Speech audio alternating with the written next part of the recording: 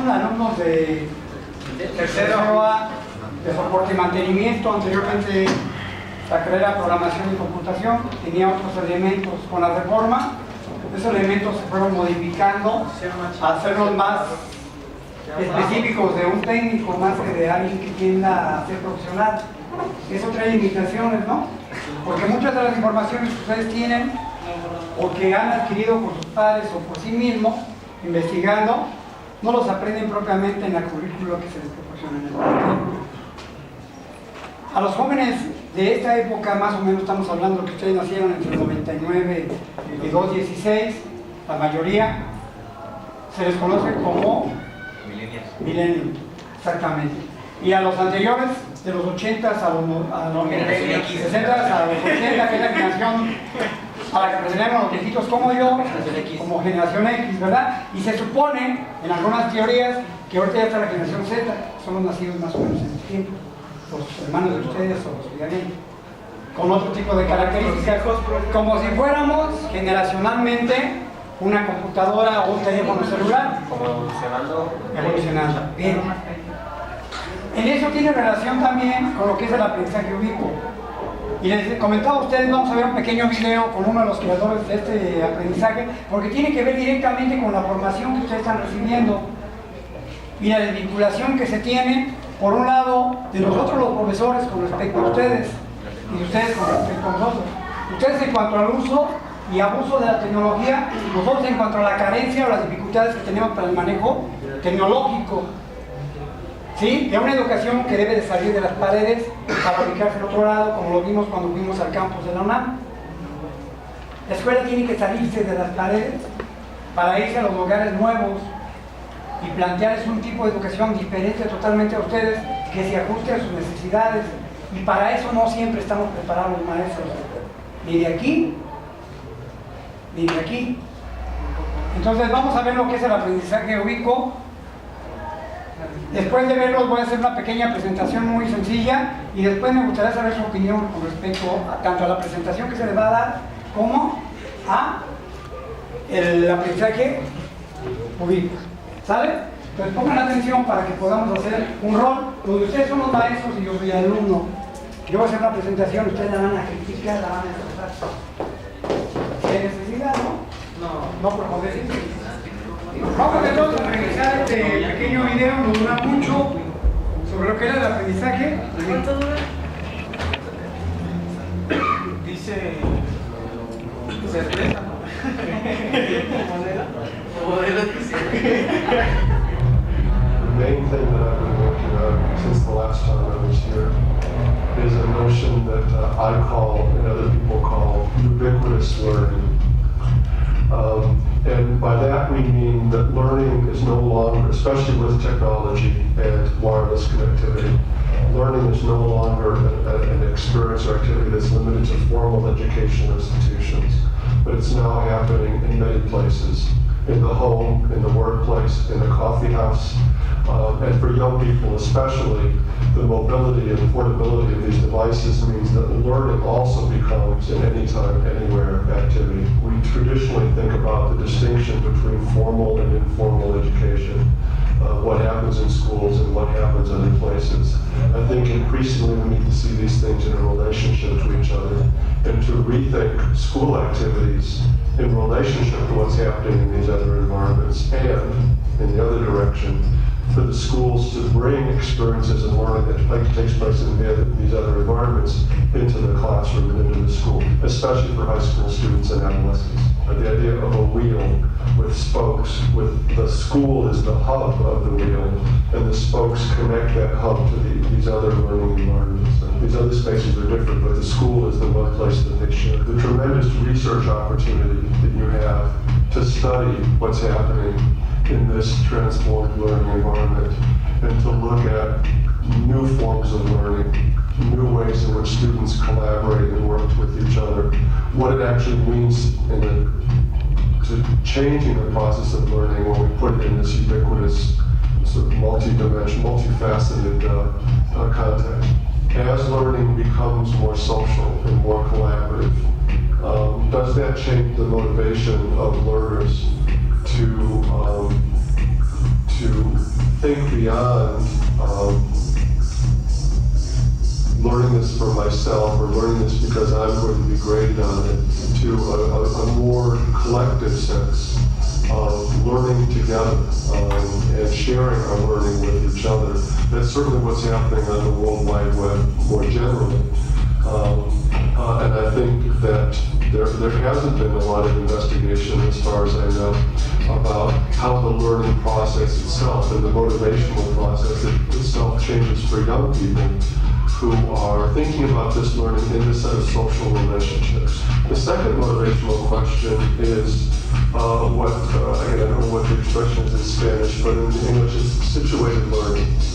That is, learning in the context of situations or problems that one faces immediately, and then applying the learning that one takes to that specific problem or situation that people are dealing with.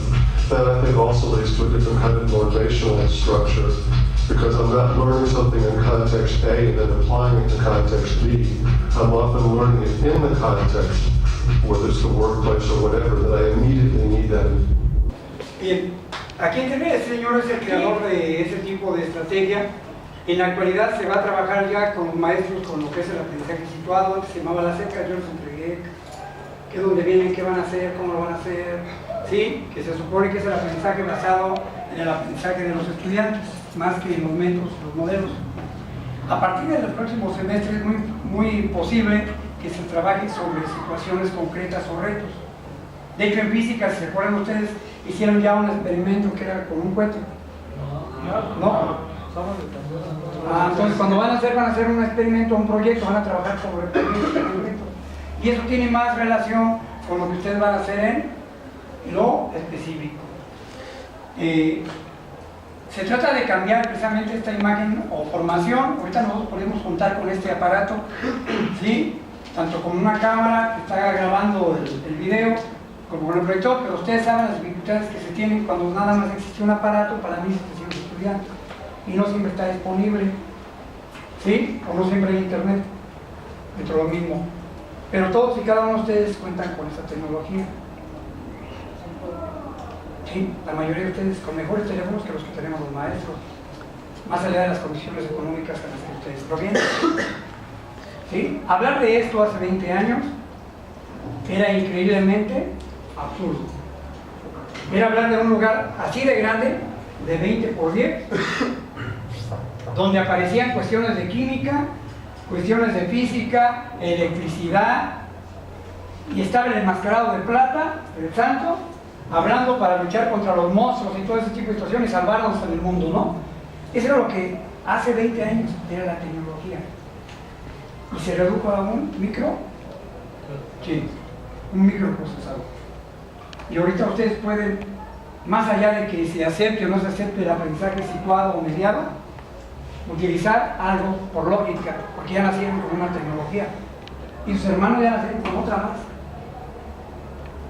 Ese es el aprendizaje rico, aquel que tiene que ver con los hipertextos, la interactividad que ustedes ya realizan, la forma colaborativa con la que hacen los trabajos, por ejemplo las tareas, cómo se interrelacionan con otros maestros. Son las nuevas formas de tecnología, pero no basta la tecnología, tiene que haber personas que medien ese proceso entre el aprendizaje y la enseñanza. No se trata de dejar solo al estudiante para que él realice absolutamente todo, aunque tienen la tecnología y tienen el conocimiento de la misma. El problema es el tiempo y los procesos analíticos. ¿Qué es lo que más trabajo les ha costado en mi materia? ¿Hacer análisis o hacer los trabajos y productos? Hacer los exámenes. ¿Por qué te consideras tú que hacer exámenes? Porque es, por ejemplo, nos hace preguntas que, aunque ya hemos visto, para plantear una forma diferente. ¿Cómo? ¿Cuál sería la diferencia entre un examen normal o formal y el examen que yo les hago? Por ejemplo, sus exámenes nos hace pensar. Y hay otros exámenes de otros maestros que son más directos a los que nos enseñó, que incluso vienen palabras clave que ellos nos fueron diciendo mientras nos dieron sus clases. ¿Te les dificulta? Usted nos hace ¿A todos? A ver, ¿qué dijo? Es muy diferente porque el examen que nos hacen es un examen que nos hacen volver a escribir lo que sabemos y no hacer como transcribir lo que ya nos han enseñado. Y el examen que usted nos hace es como razonar la pregunta y de ahí escribir qué es lo que estamos haciendo o el significado de la pregunta que nos pone. Y utilizamos tecnologías dentro del aprendizaje, utilizamos videos, utilizamos películas, utilizan el teléfono para sacar citas o sacar inclusive los cuestionarios. ¿Los utilizan o no? Sí. Esa es tecnología. En su casa utilizan también el internet y las redes sociales para comunicarse también. Utilizamos algunas películas o videos también. Desarrollaron algún tipo de investigación videográfica en el primer parcial también. Y en este van a hacer un examen el día lunes o el día martes que tiene que ver con una película que se les dejó donde van a tener que interactuar también. ¿Qué es lo que estamos haciendo ahorita? Utilizando cierta tecnología, pero utilizarla de manera inteligente. De hecho, es el aprendizaje ubicuo, de eso se trata. Es decir, había hecho una presentación, pero ya no la vamos a poner por obvio del tiempo. ¿Sí? En la que se hablaba de las características generales del aprendizaje ubicuo. Pero ya más o menos pudieron ustedes detectar qué es lo que se está pretendiendo. Aprender a pensar, de acuerdo a las nuevas circunstancias. De nada serviría que yo les enseñara como hoy me enseñaron, porque eso pasó ya hace siglos, ¿no? Los dinosaurios todos se extinguían. Y ahora tengo yo que adecuarme, yo soy el alumno de ustedes, y lo han visto, ¿no? Lo han visto. Yo soy el alumno de ustedes en tecnología. ¿Por qué? Porque cualquiera de ustedes sabe más de tecnología que yo. Cualquiera. ¿Qué es lo único que voy a hacer? Pues yo voy a aprender de ustedes el aprendizaje de la tecnología y ustedes van a aprender a cómo emplearlas inteligentemente, a usarlas adecuadamente. Eso es pensar, para que lo puedan aplicar, no nada más para pasar una materia, sino en su vida real. No todos ustedes van a seguir siendo profesionistas, ni todos van a seguir estudiando. Algunos probablemente ya no lo hagan.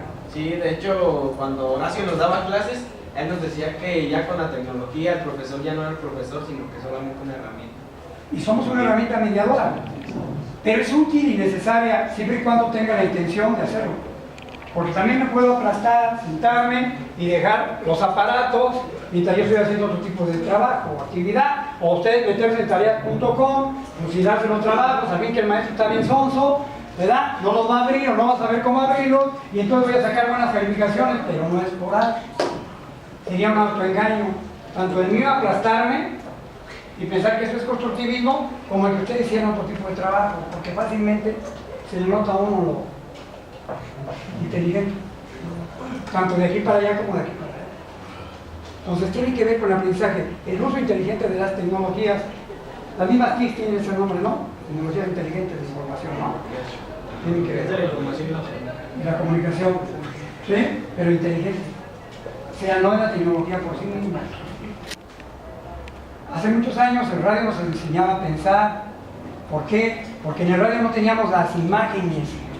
Había que utilizar el cerebro para imaginarnos lo que la voz nos estaba diciendo y eso ayudaba terapéuticamente inclusive, porque nos imaginábamos un partido de fútbol y en el radio veíamos que decía cerca la bala. Ahora en la televisión vemos lo cerca que pasaba la bala, como a 20 metros, ¿no? De eso se trata el aprendizaje ubicuo. Y un sistema educativo debería estar formado de esta manera. Ustedes los llevaron aquí a Allende, ¿se acuerdan? La semana pasada, cuando fue la Semana de la Ciencia, fueron con algún maestro a ver lo de... ¿Usted los llevó? No, conmigo fueron a otro lado. Pero aparte habían salido con otro maestro. ¿No fueron aquí a ver lo de Conéctate? ¿No? Tuvieron que haber visto eso, ¿no? Ahora, ¿qué se requeriría desde su punto de vista como futuros colegionistas para desarrollar en nuestros estudiantes actuales por parte de los maestros?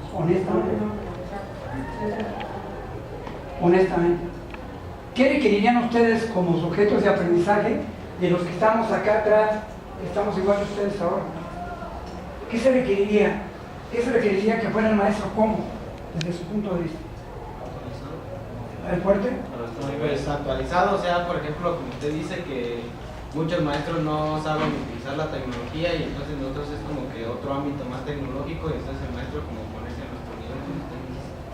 Ajá. Es actualizarse. Imagínense que ya me actualicé, ya tengo un título de X situaciones y ya sé manejar varios programas. ¿Será suficiente? Pues tal vez no, porque la tecnología se va actualizando cada vez más. O sea, por el momento le va a servir para nosotros, pero sus futuros estudiantes ya no, porque ellos ya van a saber todavía más. La otra generación. y la otra generación. Ajá. ¿Qué querían entonces para aprender, aparte de un maestro actualizado?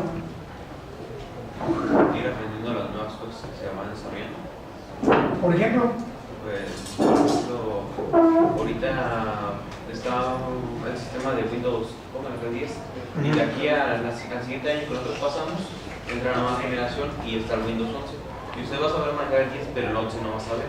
Y así que entonces usted tiene que, o el maestro tiene que actualizarse, o saber sobre lo nuevo o lo que está destacando, para así poder explicar a los demás. vuelvo a replantear la pregunta, ¿bastará con un empleo adecuado tecnológicamente para que ustedes pudieran aprender mejor, o se requeriría también algunos otros elementos humanos? Sí, más.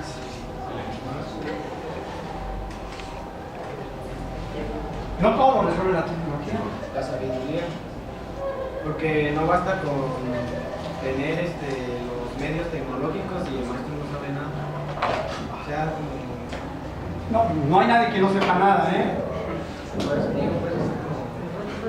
es que no sé cómo expresar. Ya lo hiciste bien. O sea, que tenga otro tipo de elementos además de los tecnológicos. No bastaría con la tecnología.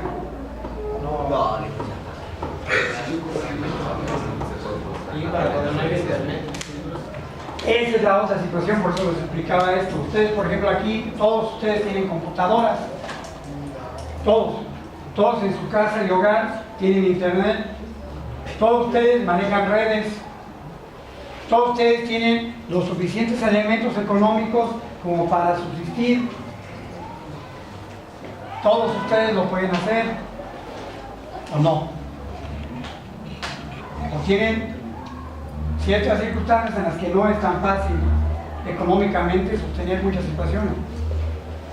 O provienen de familias que tienen que trabajar para medio comer, medio vivir. ¿Sí? O sea, ¿cuál es su situación actual? La mayoría de ustedes. ¿Por qué eso no resuelve la tecnología? ¿Cómo? ¿Cuál es su situación actual real?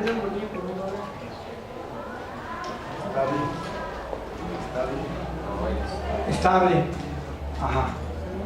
¿Todos tienen computadora? Levanten la mano todos los que tienen computadora personal.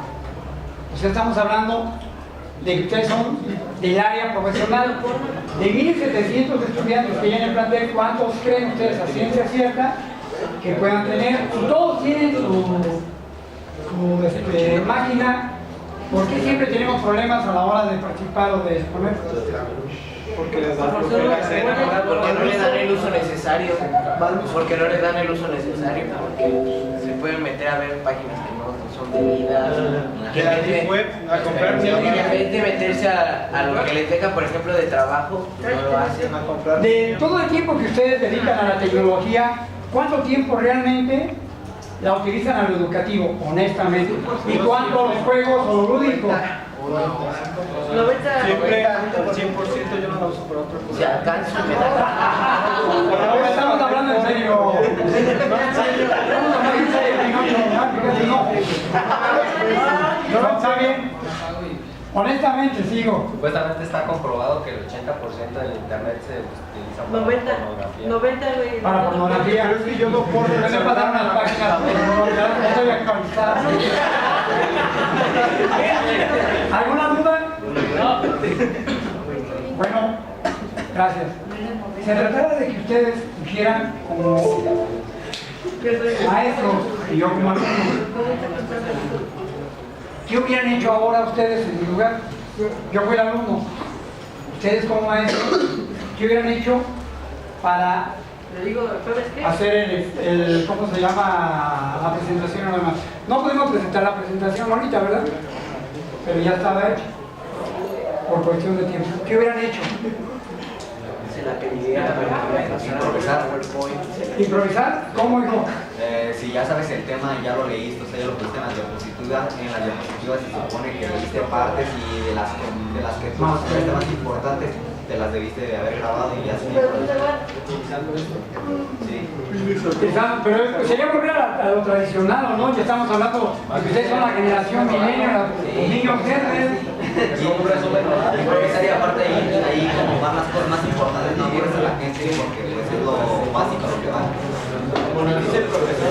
pasa el link de la presentación y ya me Ok, ajá. Muy bien. Pues gracias. Les agradezco.